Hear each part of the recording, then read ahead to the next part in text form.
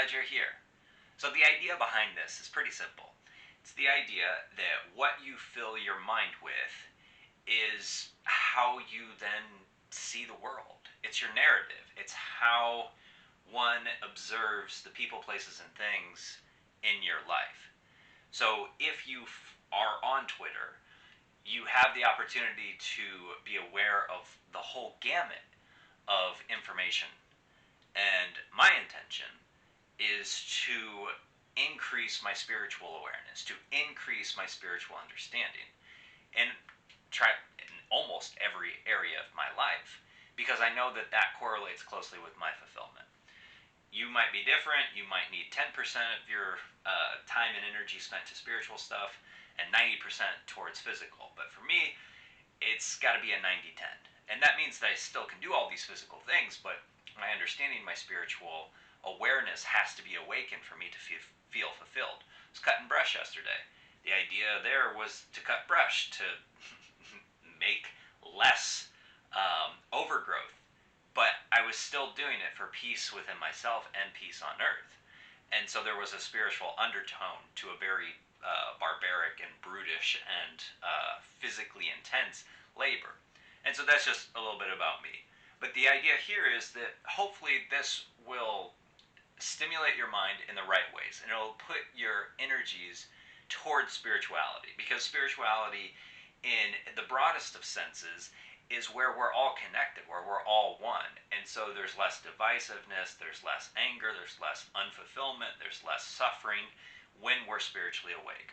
So let's read a quote from Eckhart Tolle Quotes. That's the name. This was one day ago. Surrender to what is. Say yes to life. And see how life suddenly starts working for you rather than against you. So, I don't know if you're familiar with David Hawkins' research. He's a late psychologist and author.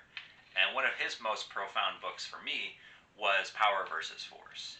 In that, he delineates the different vibrational levels of human consciousness.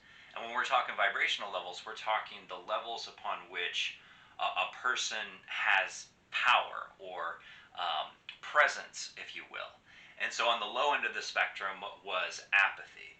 And if you're familiar with people that are apathetic, they don't seem to have a lot of power, right? They don't seem to be full of zest and vigor in life because they're apathetic. You know, it's very slothful, it's very low. And you can get even lower than that, which is guilt and shame. And again, if you've ever felt guilt or shame, you know how terrible those experiences are. So on the flip side, the high end is love, joy, peace, and enlightenment.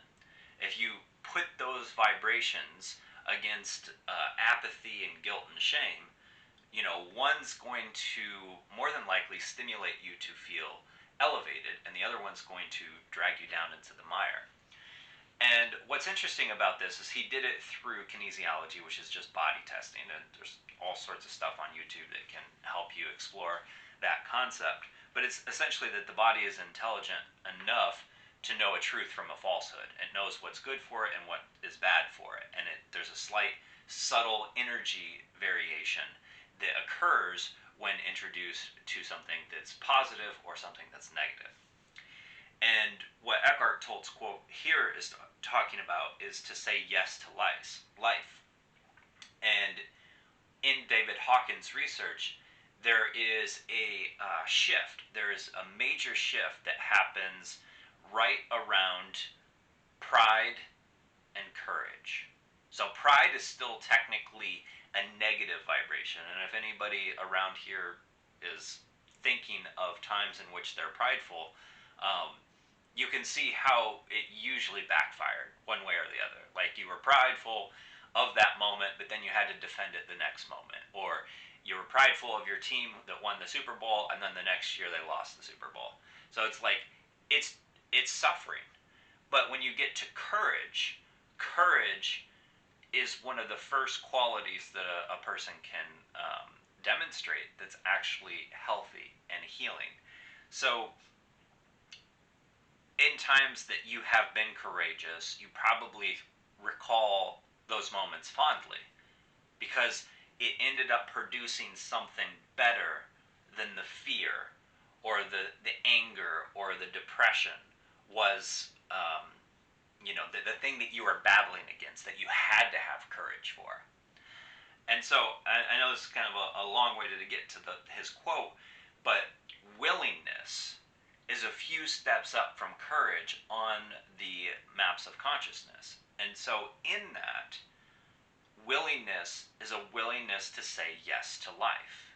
It's a willingness to say that I'm not a victim, any more so than anybody else, right? Like, we're all victims of past generations' choices, one way or the other. There's a reason why I have asthma, and it's a biological one. But do I have to medicate? No, that's a choice that I can make. And do I, do different things? Yes. And when I've played sports of late, it's just like, oh, don't worry, I just can't breathe right now. And so in my mind, I've adapted to the reality. So I'm not a victim of my biology, but I recognize that it's harder for me to breathe than other people that don't have their bronchial tubes fill up with fluid. Um, and it's a moderate to mild case, so I don't have to medicate, or I choose not to medicate, because I believe in the power of my mind, and I believe that, the air will come in eventually. And, I'm not a doctor, so I don't know if that's good advice or bad advice, but I know for me, it connects in the mentality that I'm not a victim of my biology. And this is the secret of willingness, is that you're not a victim. You are a person who has the opportunity to learn from situations. And some of those situations might be unpleasant, some of those situations might be pleasant.